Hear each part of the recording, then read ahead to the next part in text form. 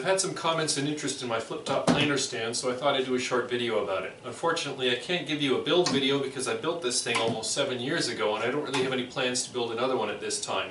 But I can do a video tour, I can show you some of the details and features of this stand.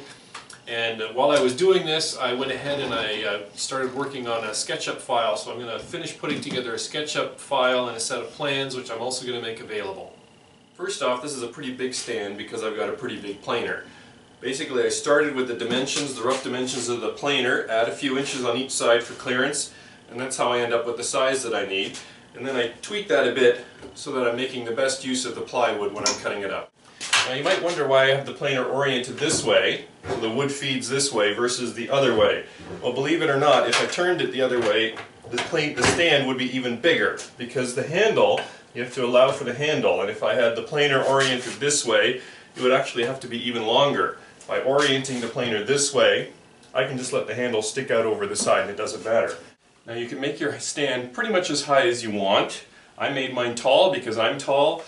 The only thing you need to make sure is that when you spin it, as you see, that there's clearance for your tools going around. So being a mobile stand, your stand has to move, so you cannot have permanent dust collection hookup. So you're going to need to hook up a flexible hose, and that gets in the way of where your wood comes out. So here's a simple little thing that I came up with. This is just a length of bungee cord that I've crimped together that you can just hang over the post, and you just loop it around the hose, and now everything is clear underneath. I don't have a complicated locking mechanism. All I have is these little sliding latches. When I built the thing, this is what I had on hand, and I thought this was kind of a simple stopgap measure, but really it's all I've needed. There's a little hole that's drilled into the side, the latch slides in, and it keeps it secure. There's another one on the opposite corner, and when you pop them, then you can pivot it. And then when you're finished, you just lock it in.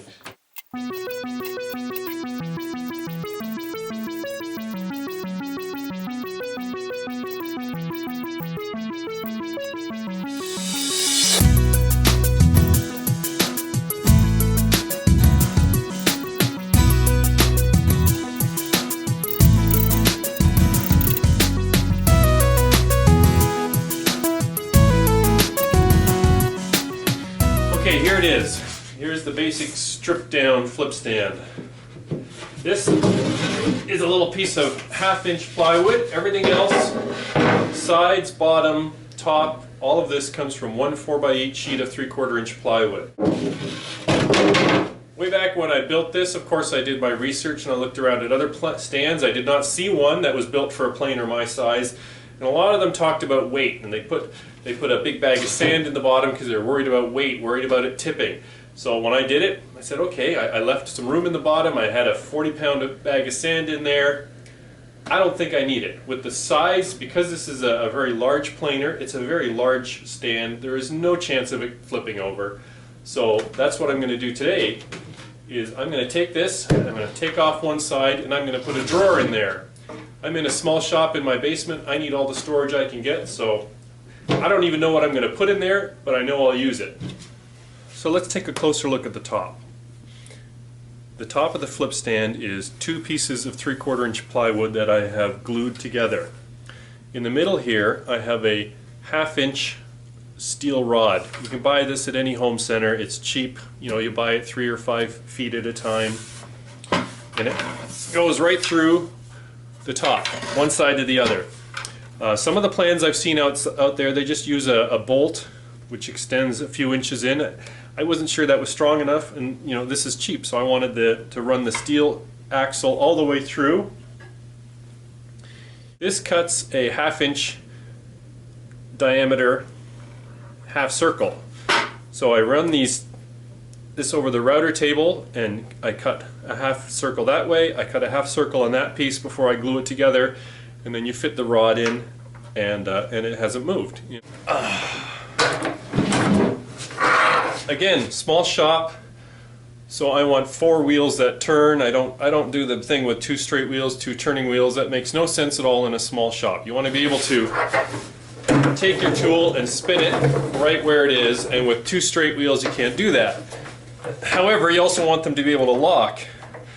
Double locking, so they lock the wheel and they also lock the pivot. Those are expensive. These are like $15 at least each. And I'm like, okay, that's expensive. Well, I thought about it, and what I did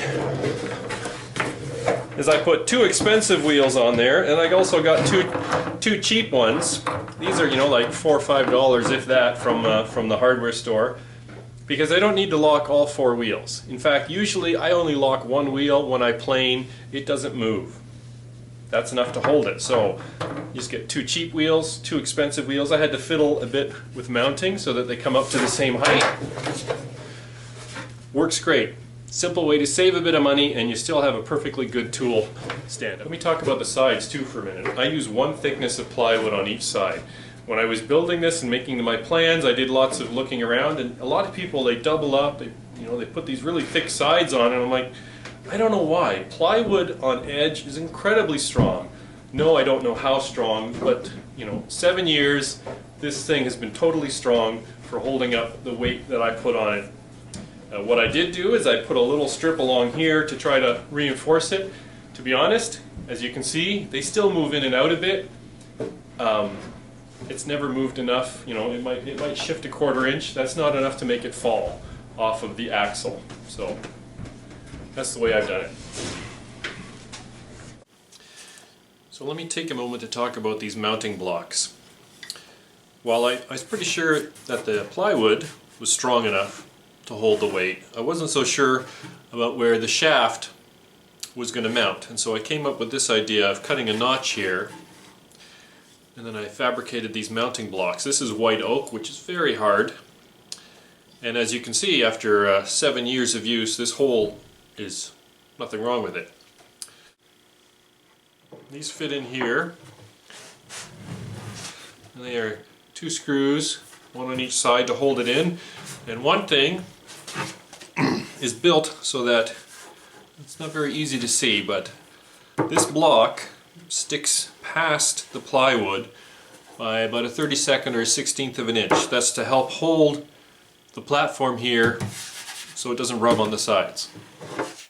For the drawer, I just built a simple box with butt joints and glue and screws to hold it all together. There's nothing particularly fancy about it, and this video is getting long enough, so I'm just fast forwarding through that part. As well, the memory card on my camera filled up, so I actually missed the last few minutes of the drawer fitting as well. Oh well, can't do anything about that now.